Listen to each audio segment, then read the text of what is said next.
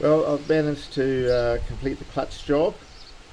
Bike's going really nice.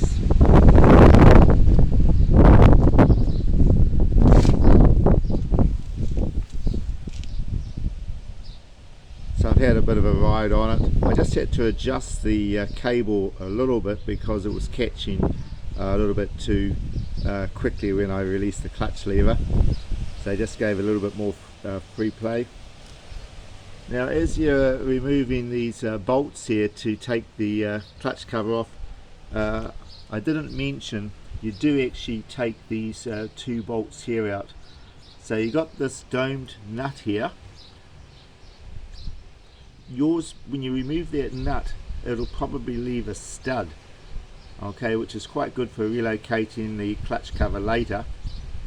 My one, when I loosened off the nut, it actually brought the stud out with it, which was okay.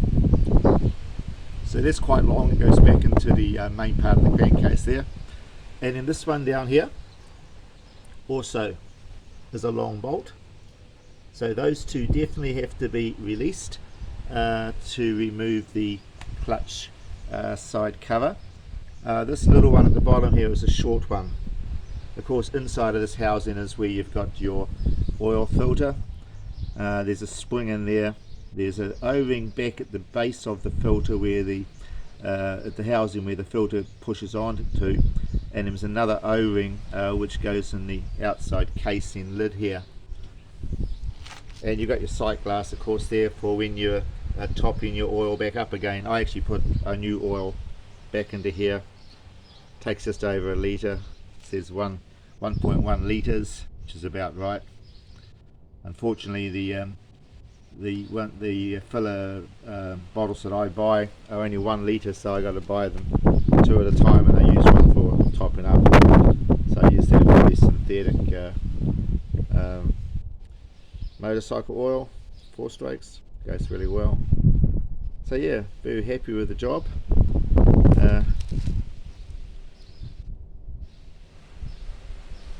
I got a bit impatient, you know. I probably could have waited a few more days. The fibres were fine. They slip well. There's no catching on the clutch. So that was about 24 hours that they were soaking for, I suppose. Everything else buttoned up nice and simply. Just got to make sure that the actuator engages with the push rod gear. It's actually not really a push rod on these. It's actually a puller.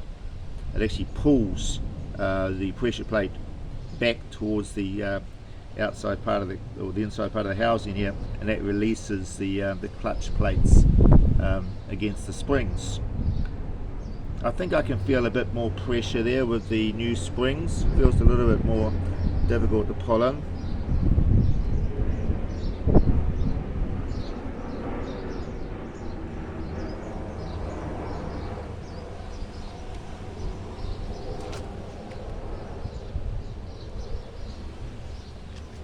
So yeah, pretty happy with the whole job actually. I'll leave the kickstart off at this stage. Not really using it.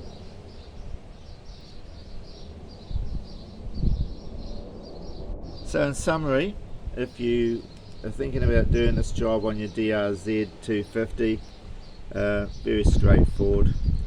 You're not going to come across any real difficulties. Just take your time.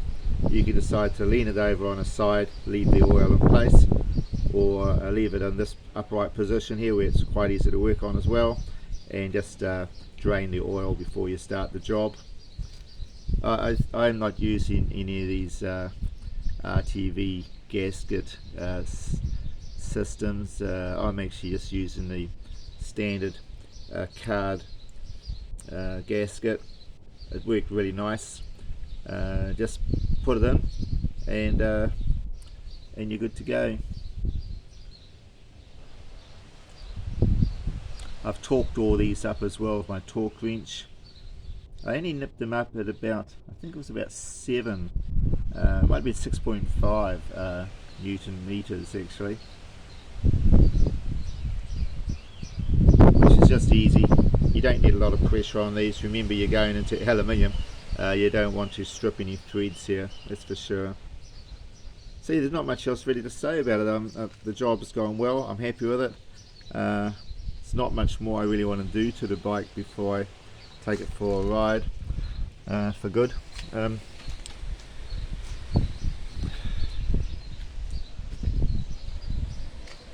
So I've done nearly 1/10 of a mile just riding around here. Oh yeah, I do have to reprogram this, or program it. When you get these things, they seem to, I think they're for two-stroke or something. Anyway, it's double the speed, so I just got to cut that back to half the speed for the tacho. I'll do that before I take it for a ride. Yeah, so this was the one which I got just recently, and my plan was to absolutely strip it down and get the frame all blasted and powder coated, but I'm just too impatient for that at this stage. I'm just going to ride it, and maybe later on, maybe next year, I'll strip it down and do that with it. There's no rush. Not too worried about it looking pretty, just want it to be a good rider. So there you go. If you have any questions at all about doing this clutch job, feel free to add that into a comment somewhere. I'm always happy to to tell anybody one-on-one on how the job went for me, but to be honest, it's pretty straightforward. Okay, thank you very much for viewing, and probably the next bike will be back on the other DRZ. I just had to what was I doing on that? Oh yeah, I've actually made a bracket up to hold the number plate down in place, and that looks nice now. It looks really good actually, that bike. So and it's running really nicely as well. I don't have to worry about clutch or anything on that bike. It's just running really well. Really nice day here in Auckland today, nice and sunny, and a good day for just doing a few things outside. Catch you later on.